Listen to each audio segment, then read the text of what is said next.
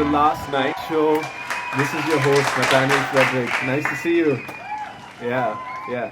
So we're just going to cover a variety of topics, different things that are happening, and let's just have a nice time together. So to begin with, in 2020, people have given awards for the word of the year. Like imagine, some of us have never even got participation certificates when we studied in school for anything.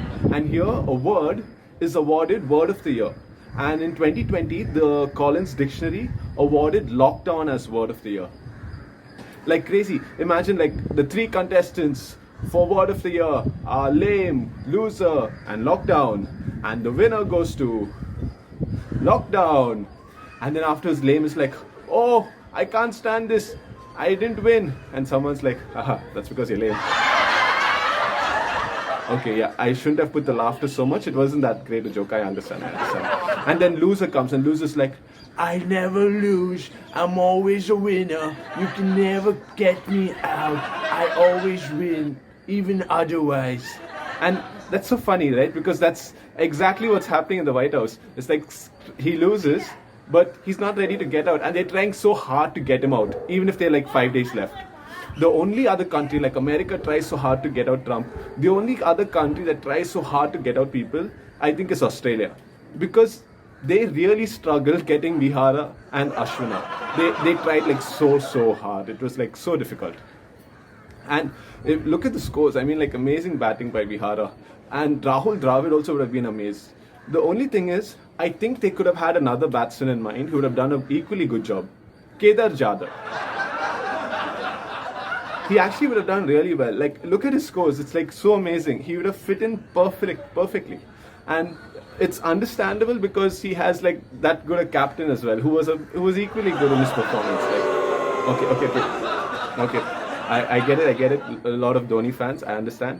The way farmers are sitting in Delhi and protesting, all the Dhoni fans will come sit in the comments and protest. So don't worry. I won't say anything about Dhoni. We'll just leave it at that. We'll leave it at that. And it's so crazy, like how farmers are protesting in Delhi, just sitting. And it's just think about it, okay? Twitter bans Trump, and they don't allow him to use the account, okay, at all. In some countries, the president is silenced, but in other countries, the people are silenced. I just don't understand how it works. It's like so crazy. One side, you're like top guy, keeps quiet. Another side, all the people at the bottom can't say anything. And that's how it goes on. But let's talk about something that's actually making a lot of noise right now. And it's none other than the WhatsApp, Telegram, Signal debate that's going on. You know, when I think about this, it reminds me of like the Three Little Pigs story. It's like WhatsApp is like the little pig with house of straw. Absolutely no security. Anyone comes and blows it over. Telegram is there. Telegram has like little bit security. It's like house of wood. May fall, may not fall. The only other one which is really decent as of now is Signal. It's like a solid brick house. And when the big bad wolf comes, definitely House of Straw is the one that's going to get attacked first. And anyone over there is vulnerable. So I've really thought through this. I thought about like what's the best app to use, at this time where it's so confusing. Everyone's giving suggestions. So I've come up with an app. I know which is the best app to use. And my suggestion is Bumble. Trust me, Bumble's like really good to use. I'll tell you why. Two reasons. One is, nobody cares about the information over there, your data or anything. Nobody cares about it. The second reason is, even if people do care, it doesn't matter because all the data is wrong. It's all false. Even if they hack and get your data, it's the wrong data. It's fine. It's like if you meet someone, they're like, oh, in your Bumble, you look like Hugh Jackman. You look so good. And you go meet them in person, they're looking like a huge jackfruit. There's absolutely no resemblance with the guys, when you see them in person and their Bumble account. And about the girls, okay? The girls... One sec.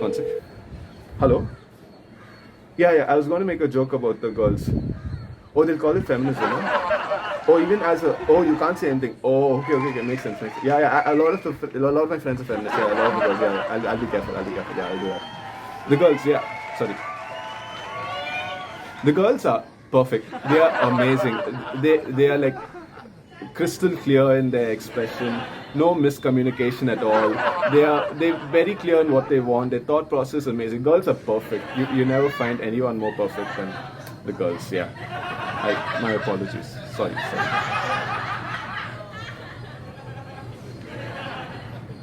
So finishing with the three Jacks. We finished Hugh Jackman, Jackfruit, and the third Jack. Oh, you remember the nursery rhyme, right? Jack and Jill. Have you heard this version of it? It's a latest updated version. It goes like this.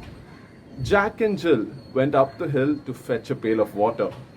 Jack fell down, broke his presidential crown, and the impeachment bill came tumbling shortly after.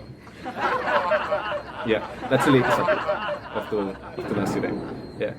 It's like crazy. It's like this is something that happens like once in 1,000 years, a president getting impeached twice. The only other thing I can think of that's happened once in 1,000 years is probably like Manchester United coming at the top of the table. That's the only other thing. Like really, nothing else. Okay. Mixed emotions. I'm also a fan. I understand. It's mixed emotions. At least we're on the top. At least we're on the top after a long time. So guys, thanks so much. That's all we have for now. Hope you liked the last night show. Stay tuned for a lot more action and see you again sometime. So long. Bye.